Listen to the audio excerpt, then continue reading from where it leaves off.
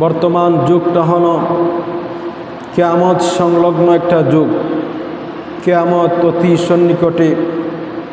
মা সন্তানের কথা শুনে না, সন্তান মায়ের কথা শুনে না, স্ত্রী তার স্বামীর কথা শুনে না, স্বামী তার স্ত্রীর কথা বোঝে না, বাবার কথা সন্তান শুনে না। এই একটা পরিস্থিতি আমাদের সমাজের মধ্যে, পুরা রাষ্ট্রের মধ্যে ইসলাম এবং মুসলমানকে আমরা, আল্লাহর রাসূলের আদর্শকে আমরা দূরে সরিয়ে দিতেছি। আল্লাহর রাসূল এবং মুসলমানের আদর্শ হইল মসজিদে সবার আগে আসা, কিন্তু আমরা মসজিদে সবার পরে আসি। এই একটা খেলা, ফুটবল খেলা, এই ফুটবল খেলাকে কেন্দ্র করে বিভিন্ন জায়গায় মারামারি, হাতাহাতি, এমনকি মানুষ খুনও পর্যন্ত হয়ে যায়। ভিন দেশের খেলোয়াড় তারা খেলে আর বাংলাদেশে তারা নাচিয়া মরে।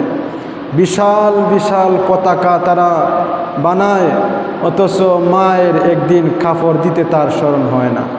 বাবার কাপড় আছে কিনা, মায়ের কাপড় আছে কিনা, সেই ব্যাপারে আমাদের চিন্তা ধারণা নাই।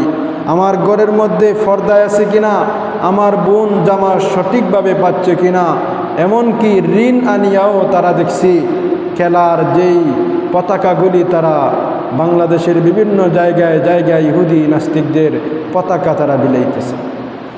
শরীয়তে ইসলামে এইগুলির আল্লাহর কাছে কোনো মূল্য নাই, বরংস এগুলি নাজাইজ এবং মারাত্মক পর্যায়ের গুনাহের কাজ। আল্লাহ তাআলা আমাদেরকে এই সমস্ত বিষয় থেকে বাঁচিয়া থাকার তৌফিক দান করুন। সবাই বলেন আমিন।